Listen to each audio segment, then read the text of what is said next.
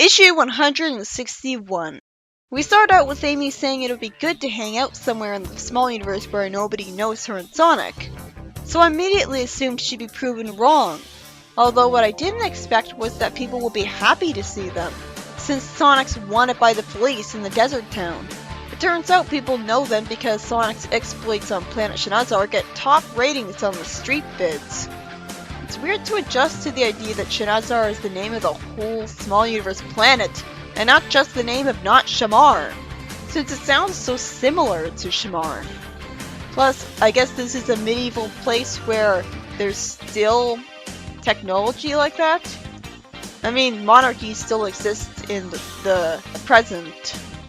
Sonic is told that micro cameras film his every adventure, as we see footage on a TV screen of him defeating a Black Knight.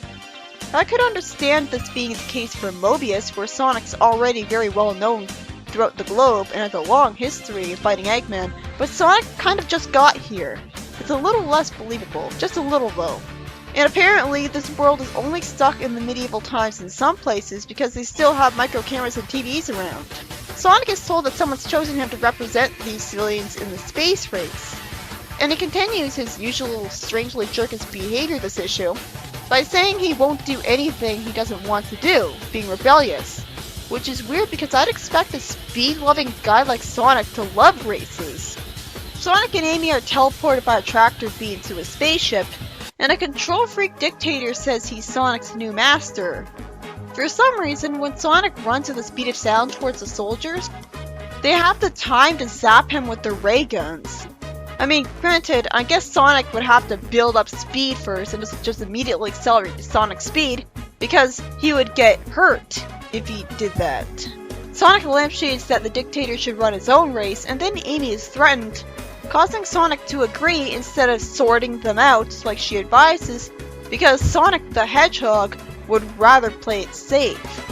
Well, we're already multiple paragraphs in, so that's a good sign so far. Sonic is warped to an asteroid with an astronaut's helmet on his head, but no actual astronaut suit that would contain an oxygen tank or protect him from the environment of space.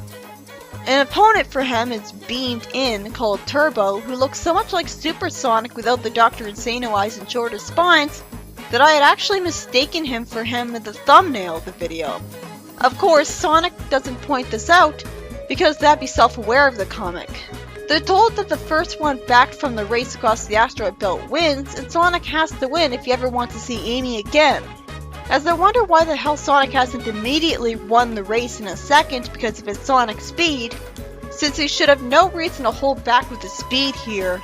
Turbo says he's only the space race champion under duress because if he loses, his family will pay the price.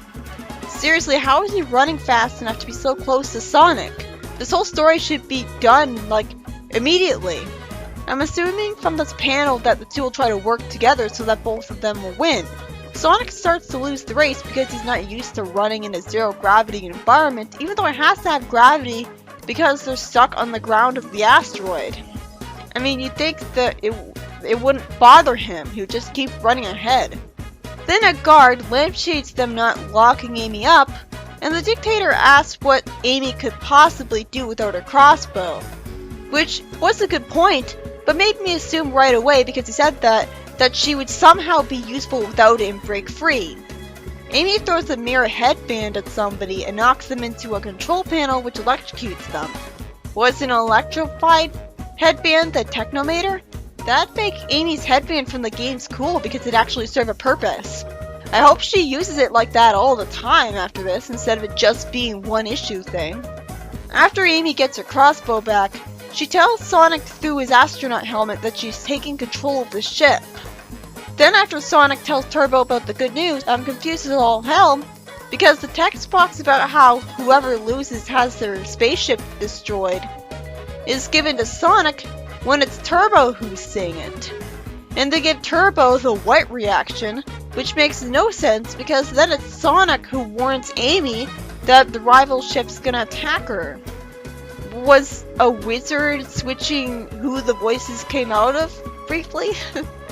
The story ends with the dictator saying he never bothered to learn how to fly his own spaceship, so Amy's on her own there. This issue is by Lou Stringer. and was about Sonic being forced by a dictator in the small universe to win a space race for him because he's heard about his adventures like everyone else in his territory thanks to convenient micro cameras that were never alluded to before. Archie also did the space race concept, with Sonic having to do it to get the money to repair his spaceship when he was lost in space.